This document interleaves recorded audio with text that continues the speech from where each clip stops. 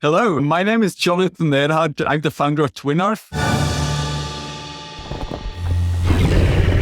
Castlecraft is a siege sandbox that's all about building castles with a lot of help of your minions, so you don't have to build them block by block. And then you have to defend this castle against huge armies of incoming enemies of different types. But it's not a strategy game, you're actually in the middle of all of it. And you have a character that has different abilities that can affect both the landscape and the enemy units.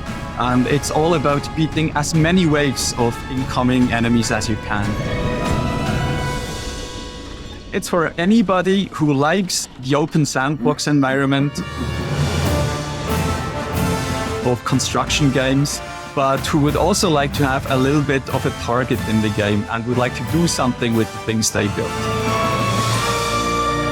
I think we'll have to be honest, we're huge fans of Minecraft. It's an amazing game. We've played hundreds, probably thousands of hours of Minecraft. And one thing that was always a little bit disappointing to me was that when Minecraft is a fantastic sandbox, I just couldn't do anything with these castles that I was building in Minecraft. And so the idea just came up over a discussion with a beer somewhere here in Switzerland with Daniel, actually. Why don't we take the basics of Castlecraft, but let the player do something with the castles that he's built? And this is how Castlecraft came to be. You can build these castles, but you can also defend them against huge armies that are attacking your constructions. So what we see here are weapons and devices of the undead army. We will have several enemy armies in the game. The first one that really focused on was the undead. And you see the catapults, you see their ramps, and later on the siege ladders, siege towers. What we want to achieve is that there is a really flexible situation, dynamic situation. So what you're going to see next is the building system of Castlecraft in action. So the player is placing these smart blocks and they're context sensitive. So depending on where they are, they look differently. And this allows people to build really amazing and interesting medieval castle architecture without spending too much time on it. And that's important because you're not just going to build one house or one base. You're actually going to build several large castles. And then these things are going to be torn down in the defense phase of the game. So it's important to us that you can rebuild them really quickly. In addition, you also have the minions who are going to do the task for you most of the time. So you merely tell them how to build it, and then they're going to build it for you. In Minecraft or in other games like this, you often end up with the possibility of building things and be creative, but you can't really test it. It stays decorated. And in Castle, all these things make sense. If you build a pond or beautify an area, it has an influence on your citizens.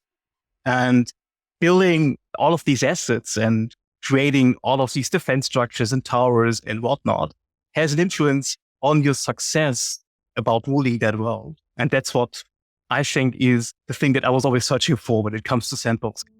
My favorite thing about Castlecraft, I think, is also the creative destruction. Everything in the game is fully destructible. The landscape, your castle, all the enemies. And you have a ton of magical abilities that allow you to terraform the world.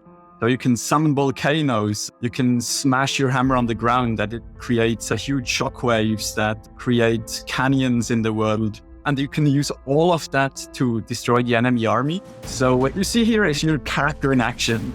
And he has an enemy platoon attacking. And he summons this Mjolnir from the sky that he can use to wreak havoc on the enemy units. And as you can see, it doesn't just destroy the units, it also affects the landscape itself. And we use this for all the abilities that we're designing for the game. So you're going to feel really powerful in Castlecraft compared to other RPGs where you can destroy the enemy, but you can't destroy anything else. And in our game, there's nothing beyond the pale. Everything can be destroyed. The next one you see here is called Elemental Wall, and it allows you to summon in the heat of battle without having any workers around you, a little wall that you can use. This is the smallest version of it. It doesn't endure much longer, but when you level up, you actually can summon really large walls that stay in the game. Those are some examples of our characters, like flying foes and banner holders and other units that the player will encounter. He is one of the siege towers. So the undead, for example, they will attack the player with these big things and overcome their walls in order to breach into the kingdom. And a few more NPCs. Those are the citizens of your kingdom. Those are the guys that cover your back, that build up your castle and all the structures for you and the entire economy that, will take place in the kingdom. All those knights and, that's the king himself. Maybe Jonathan, you want to say something about the king? Yeah, that's King Debimius. He's the person you need to protect in the game. The game centers around him, but he's not a very nice guy. He's basically extremely selfish and arrogant. And don't expect a lot of gratitude from him. You're building his kingdom, but yeah, he's not going to be really grateful for it. So better get used to it. But still, it's important that you defend him. That's the goal of the game. And he's a huge guy, so he can also take some damage and deal some damage. So if all the walls break and if the skeletons get into the throne room, it's not exactly the end of the game. As long as you can get there and help out, he might still be able to defeat some of the attacking enemies. So here we see more weaponry that the player can actually build. This one is quite heavy. It's one of the artillery cannons. So it's important that we not only have a medievalish fantasy, so we mix it up with some steampunk elements.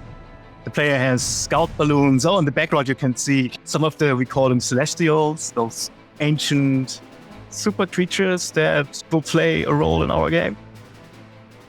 Where do we currently stand with the development? We do have our internal build ready, where all the core mechanics are in there, and we hope to release later this year.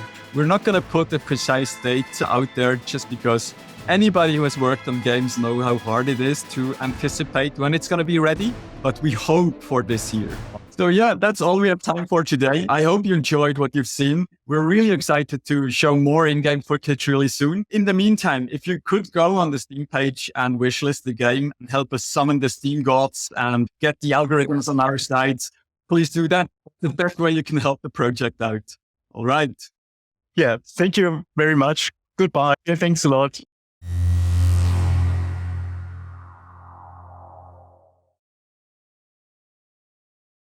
Yeah, that's the last member of our Swiss delegation that's not actually here. That's Alessandro. He's our junior 3D artist. And we thought we'd have this printout with us so that at least in spirit, he's with us today.